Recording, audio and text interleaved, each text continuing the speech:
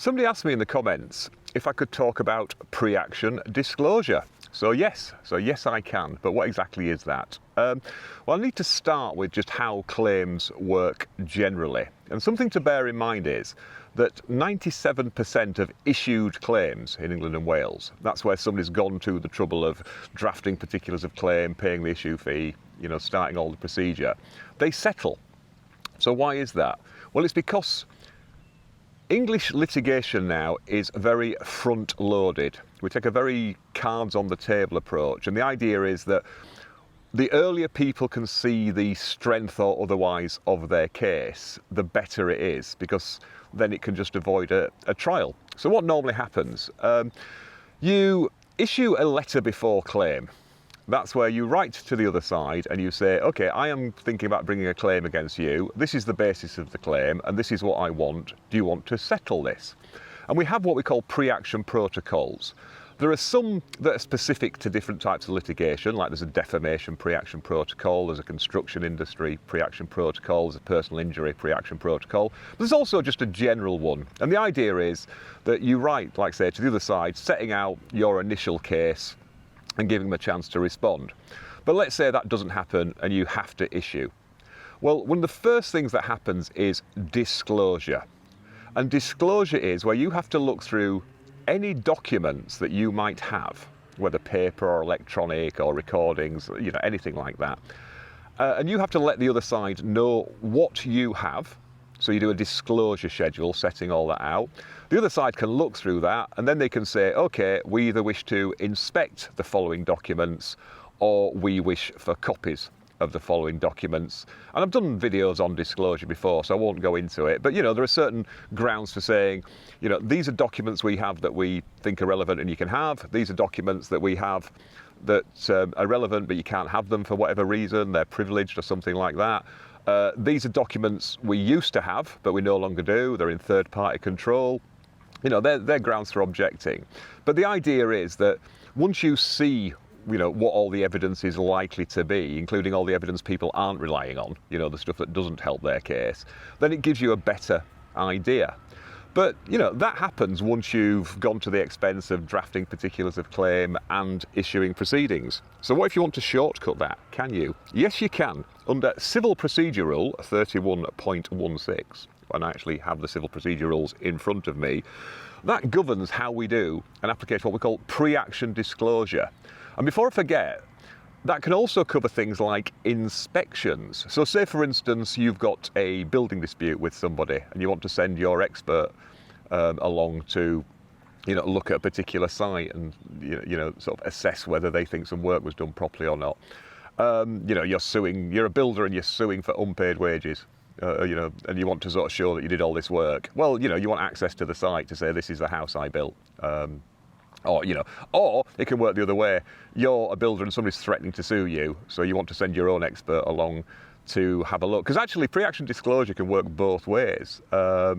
Claimants can ask for it, but also in some circumstances, so can defendants, and say, well, you're thinking of suing me. Before I decide whether to defend this claim or not, I'd like to see either what documents you've got, or I'd like to do a site visit. So what is the test? It's a multi-part test. And the test is the respondent, i.e. the person you're applying against, so that, like I say, normally that would be the defendant, but it can be the claimant, are they likely to be a party to any subsequent proceedings? Is the applicant also likely to be a party to those proceedings? Would the respondent's duty to give a standard disclosure, assuming it applied, extend to the documents in question? So you can only ask for documents you'd be entitled to get once a claim was issued.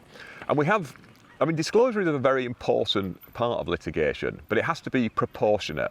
So in something like a small claim, the order might just be, serve on each other the documents you're going to rely on in court. Standard disclosure, though, is have a route through and find any documents, even if you're not going to rely on them yourself, but that might be relevant to the litigation.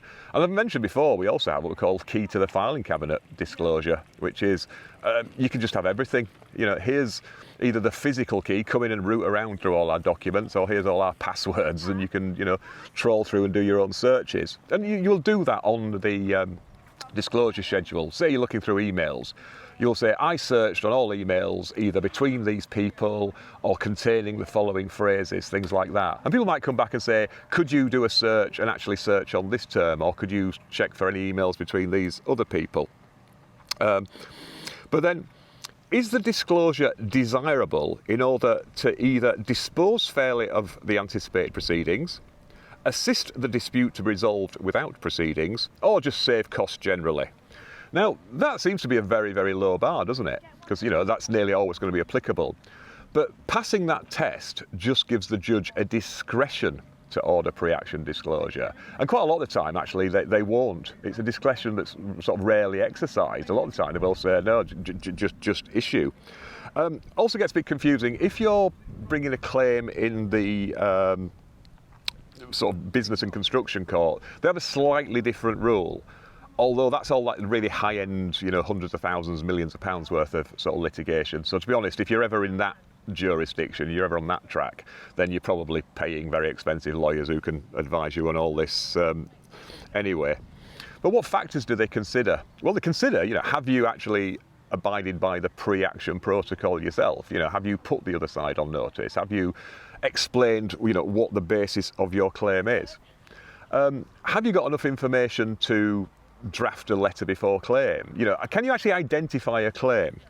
Because what the courts won't go for is fishing expeditions. It's like, say for instance, I think my phone might have been hacked, but I'm not sure if you did it or anything, So I'm going to ask for pre-action disclosure. Have you got any material to say whether you hacked my phone? Because I just don't know. And they'll say, well, no, you can't just sniff around seeing if you've got a claim against somebody. Either you think you've got a claim or you don't. So, that's what we call a fishing expedition. And that applies to litigation generally. You must actually be able to formulate your claim and say, there's at least a suspicion that, I have a claim against you. You've done something actionably wrong. Now, the other problem is, though, it's a fine balance, because they'll say, have you got enough information to draft the particulars of claim? Because if you have, they'll say, well, that's fine. You've identified your claim, you've let the other side know what they need to defend, therefore we'll just run through, get it off the ground and just run through normal disclosure. So it's a fine balancing act, really. So ideally you want to go along and say, I've got just enough material to identify what the claim is and do a letter before claim, but, there's a dog. Hello, boy or girl. Sorry, you know how easily distracted I am. Oh, squirrels. Oh, actually, I think he's seen a squirrel. Where was I? Something about, particulars of claim. So you need to be able to say, well, we can't quite formulate the claim now. And a good argument for saving costs, this is such a cute dog, although I'm now covered in muddy paw prints, is to say, well, look, if we issue the particulars of claim now and then we get disclosure, we might need to narrow the claim or expand it, and therefore we'll have to come along, apply to amend the particulars of claim, and then if that's granted, they'll apply to amend the defences. So shall we just knock it on the head now and just actually narrow the claim down and see what it actually is? So you need to be able to demonstrate that it will actually save costs. Obviously courts are all about saving costs and time. Is your claim sort of well defined? Are you saying, these are specifically documents we want, emails between these people, an expert's report about how you installed that sort of rendering, a medical report, something very, very specific, not just give us any documents you might have. Interestingly, you're more likely to get it if you're alleging fraud. So if you're saying, we think this is fraudulent, there's fraud involved, then actually they do tend to be more generous there. I don't know if that's just because they think you might, fraudulent people might try and hide the documents. Because we've got this other thing where you can go for what we call Anton Pillar orders, where before you even issue a claim, effectively it's like a private search warrant. You go to the court and you say, we've got a claim against these people, but here's some evidence to suggest, they will just hide or destroy all the relevant documents. So before even letting the other side know you've got a claim, you go to court and say, we want access to all their material. And there are specialist firms of solicitors, you get a third party to go along, and they literally turn up on the door of, wherever the documents are, waive the court order, and they will go in and they will seize everything. But then they will look through it and apply and say, is this disclosable, is this not, because it might be privileged. And they'll only pass on to the applicant the material that they think falls within the order.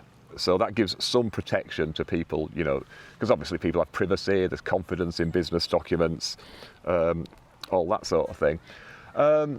So, you know, how do you maximise the chances? Well, first of all, you know, make sure you've done everything. If you're asking a judge to exercise a discretion, make sure you've been really good yourself. So, you know, you've sent off as the best letter before action you can. Because people have been knocked back on this because they've said, well, no, because your letter before action's all over the place, you've asked for it in dribs and drabs.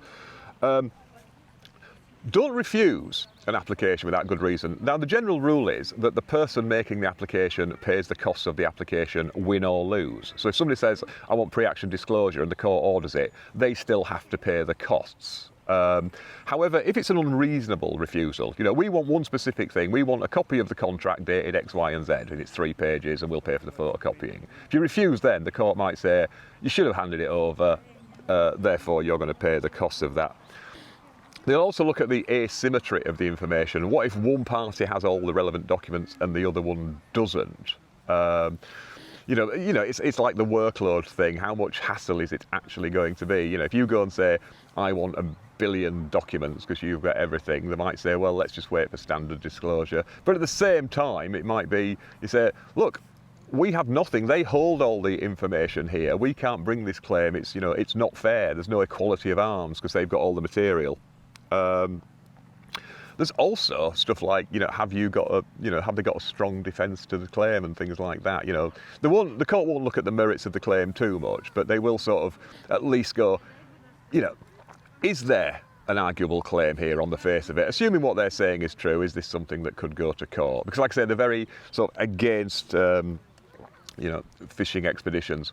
One thing to remember about pre-action disclosure is it's pre-action. You have to do it before you issue proceedings. So let's say you're coming close to limitation, and you just need to issue what we used to call a protective writ, where you issue just to be in time. Because you can actually issue a claim and then not serve it for 4 months. You can, you know, so that keeps some costs down there, but that protects you from limitation. But once you've issued, it's not by definition pre-action disclosure. So all you can ask for there is you can ask for early disclosure and say, actually, can you order them to serve this stuff as quickly as possible? Although, as I said, disclosure is one of the first things ordered in directions anyway. So, you know, good luck with that one.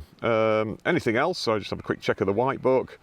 No, so that's pretty much it. So yeah, it is a, you know, it's a useful procedure because, like I say, it can be very, very, you know, helpful. My advice is, and this is just me giving my advice, is if somebody does ask you for pre-action disclosure and it's not particularly hassly and stuff, bear in mind you can ask them to pay for the photocopying costs and things like that, then it's usually better to comply, especially if you think you actually have a really good defence. Because the whole point is, once this material's there and each side's instructed lawyers, we can look at all this and we can sort of go, okay, bear in mind this is the evidence, what is the judge likely to do? And sometimes we'll put a percentage on it. Well, okay, you've got a bit of a claim here, but there's quite a strong defence to this. And that all goes into settlement. You know, say you're suing somebody for £100,000 worth of damages. And, you know, we come along and say, you've got a 60% chance of succeeding on this claim, you know, then you'll part 36 maybe for 60 grand. And that is, like I say, that's why most of these settle, because not a lot of litigation is actually about the merits. It's all about, you know, the costs. Because, you know, litigation takes forever, it's a nightmare. Even if you win, you never recover your full costs. So that actually puts a lot of pressure on people. But generally speaking, I would always advise, if you have, you know, a strong defence, then let people see that at the earliest opportunity. And if you don't have a strong defence, maybe have a look yourself and say, well, actually, before we disclose all this, we've had a look, and yeah, chances are you might actually win on this. But how about you'll take X amount of money to go away, and it just saves everybody all the hassle. But anyway, as always, hope that was vaguely interesting, vaguely informative, vaguely useful for the person who actually asked for that. If people do need any further details, feel free to ask in the comments, because like I say, I was literally just looking through the CPR there. Oh, and where am I today? I'm just back at the old arsenic works again, because it's we're having a bit of an Indian summer. It's lovely. So, and this is a spot I really like, because just over in that general direction is a place called the Bike Chain, which is a little cyclist sort of a cafe, and they do really, really nice cake. So I think I might go have cake for breakfast.